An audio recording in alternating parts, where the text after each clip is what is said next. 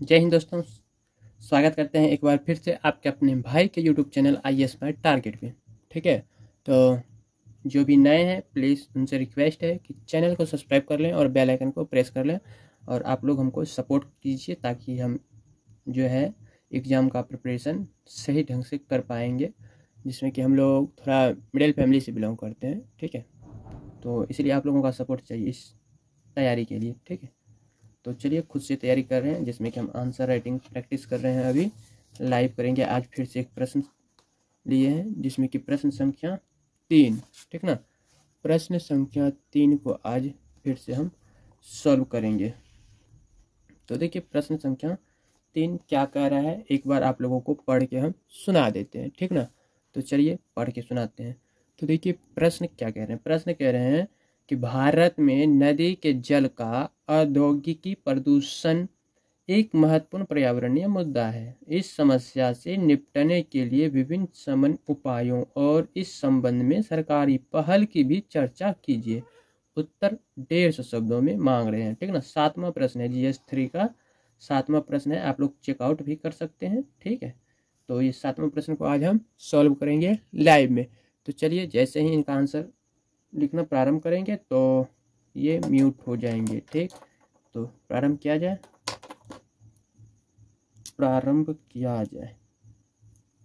चलिए गाइस हम शुरू कर रहे हैं। ठीक है,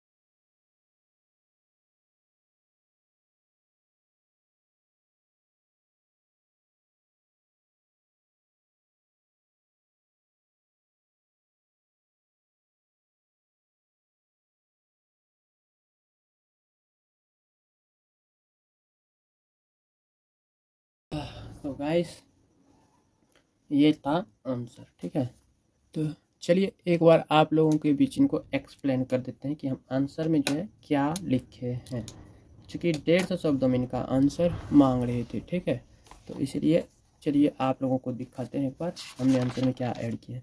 जैसा कि आप लोगों को पहले भी बताए थे कि ये जो है सब्जेक्टिव प्रश्न है, अर्थात मतलब माइंड से सोच के जो है इनका आंसर देना है, और आंसर जो है हमेशा प्रश्न से रिलेटेड ही होना चाहिए। यानी कि कुछ बातें पूछ रहे हैं प्रश्न के माध्यम से यूपीएससी, ठीक है, और उन्हीं प्रश्नों का जो है उत्तर देना है, इन्हीं प्रश्नों के अनुकूल ही आंसर को लिखना है जो कि प्रश्न से रिलेटेड हो, ना कि इर्द गिर्द। मतलब थोड़ा बहुत इर्द गिर्द हो सकते हैं लेकिन वो प्रश्न से रिलेटेड हो। तो उसी में सबका अपना अपना माइंड होते हैं, सब अपना अपना स्ट्रक्चर तैयार करके अपना अपना आंसर देने का शैली रखते हैं, ठीक है। और हम जो है यहाँ पे हम अपना आंसर देने का प्रक्रिया प्रस्तुत कर रहे हैं आप लोगों के बीच, और आप लोग कमेंट करके बताइएगा। तो चलिए एक बार पढ़ के सुनाते हैं। देखिए प्रश्न जो था, प्रश्न संख्या 7 था, जीएस पेपर 3 का, PYQ 2024 का था, जिसमें प्रश्न किया था कि भारत में नदी के जल का औद्योगिकी प्रदूषण एक महत्वपूर्ण पर्यावरणीय मुद्दा है। इस समस्या से निपटने के लिए विभिन्न समन उपायों और इस संबंध में सरकारी पहल की भी चर्चा कीजिए। उत्तर 150 शब्दों में दीजिए। तो देखिए आंसर में लिखे हैं, देखिए आंसर टू द टॉपिक है, ठीक है ना।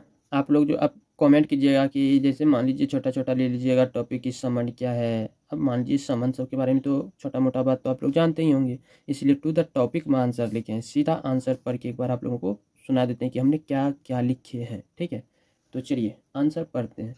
देखिए हम ठीक आंसर में लिखे हैं कि भारत में नदी जल का औद्योगिकी प्रदूषण जो है एक गंभीर पर्यावरणीय समस्या है, जिससे जल की गुणवत्ता में गिरावट और पारिस्थितिकी तंत्र में प्रतिकूल प्रभाव पड़ता है। अब समन का उपाय, तो समन उपाय में हम 4 टॉपिक को रखें, जिसमें पहला टॉपिक को रखें शून्य तरल निर्वहन, यानी कि ZLD, ठीक है ना, शून्य तरल निर्वहन ZLD। तो इसमें तो हम लिखे हैं कि उद्योगों को अपशिष्ट जल को पुनः उपयोग में लाने के लिए ZLD तकनीक अपनाने के लिए प्रोत्साहित किया जाता है, जिससे प्रदूषित जल की नदी में निर्वहन रोका जा सके, ठीक है। उसके बाद दूसरा इसी में टॉपिक लिखे हैं समन उपाय में स्वच्छ उत्पादन तकनीक, हरित रसायन जैसे पर्यावरण मित्र तकनीकों का उपयोग करके जो है अपशिष्ट उत्पादन में कमी को लाना, ठीक है ना, कमी लाना। और इसी में तीसरा लिखें सख्त पर्यावरणीय मानदंड, केंद्रीय प्रदूषण नियंत्रण बोर्ड CPCB और राज्य प्रदूषण नियंत्रण बोर्ड SPCB द्वारा निर्धारित मानकों का कड़ाई से पालन सुनिश्चित करना है। उसके बाद चौथा में लिखे हैं निगरानी प्रणाली। ये जो है समन का उपाय हम बता रहे हैं, चौथा उपाय बताएं जिसमें कि निगरानी प्रणाली, औद्योगिकी इकाइयों में ऑनलाइन सतत अपशिष्ट जल निगरानी प्रणाली OCEMS स्थापित करना, जिससे वास्तविक समय में अपशिष्ट जल की गुणवत्ता पर नजर रखी जा सके। उसी प्रकार सरकार ने इनके प्रति क्या पहल की है उनके बारे में लिखे, जिसमें यहाँ प्रश्न में भी पूछ रहे थे कि चर्चा, इसमें प्रश्न में पूछ रहे थे कि समन उपायों और इस संबंध में सरकारी पहल की भी चर्चा कीजिए। तो अब यहाँ सरकारी पहल दी है, जिसमें कि नमामि गंगे आ गए, राष्ट्रीय नदी संरक्षण योजना आ गई, स्वच्छ गंगा कोष आ गई। नमामि गंगे कार्यक्रम जो है 2014 में प्रारंभ हुआ था, ठीक है। तो इसमें देखिए हम क्या लिखे हैं सरकारी पहल में, नमामि गंगे, पहला नमामि गंगे कार्यक्रम 2014 गंगा नदी के पुनर्जीवन और प्रदूषण नियंत्रण के लिए शुरू किया गया प्रमुख कार्यक्रम, जिसमें औद्योगिकी प्रदूषण को कम करने के लिए कठोर उपाय शामिल है। दूसरा राष्ट्रीय नदी संरक्षण योजना यानी कि NRCP, देश की प्रमुख नदियों की जल गुणवत्ता में सुधार के लिए लक्षित प्रदूषण नियंत्रण उपायों पर केंद्रित कार्यक्रम है। उसका तीसरा लिखे स्वच्छ गंगा कोष। इस पहल के तहत जो है व्यक्ति, कंपनियां और संगठन गंगा नदी की सफाई और संरक्षण के लिए योगदान कर सकते हैं, जिससे औद्योगिकी प्रदूषण नियंत्रण परियोजनाओं को वित्तीय सहायता मिलती है। वहीं हम निष्कर्ष में लिखे कि औद्योगिकी प्रदूषण से नदियों की सुरक्षा के लिए तकनीकी उन्नयन, सख्त निगरानी और सरकारी योजनाओं का प्रभावी कार्यान्वयन आवश्यक है। सभी हितधारकों के समन्वित प्रयासों से ही स्वच्छ और स्वास्थ्य नदियों का संरक्षण संभव है, ठीक है। तो अब आप लोगों का दायित्व बनते हैं कि आंसर में आप लोग बताइए कि ये आंसर जो है कहाँ तक उचित है और कहाँ तक अनुचित है। बाकी आप लोग अपना निर्णय दीजिए, और आप लोगों के माइंड में भी यदि इनका अलग आंसर है तो कृपया करके आप लोग अपना आंसर भी मैसेंजर के माध्यम से भेजिए हम लोगों तक, ताकि हम भी आपका मैसेज मतलब आंसर जो है दे करके कहाँ तक हमको क्या क्या सुधारना है ये सीख पाए, ठीक ना। तो आशा करते हैं आज का सेशन ठीक ठाक ही होंगे। तो बाकी आप अपना निर्णय, अपना राय जरूर दीजिएगा। चलिए मिलते हैं अगले वीडियो, अगले एपिसोड के साथ, प्रश्न संख्या 8 के साथ, ठीक है। तो फिलहाल के लिए bye bye, good night, love you all of you, bye, जय Hind, good night, bye bye.